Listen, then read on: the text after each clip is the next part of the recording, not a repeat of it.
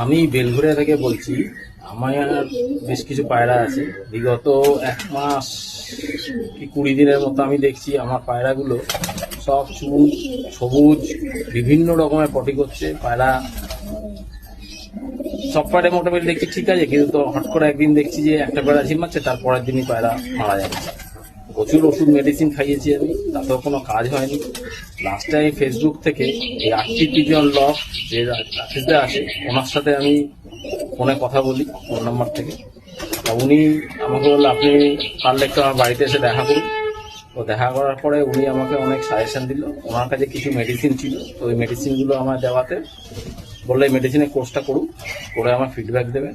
আপাতত আমি 5 দিন করানোর পরে আজকে আপনার হয়ে গেল 8-9 দিন হয়ে গেল, আমার পায়রা ফুল সুস্থ।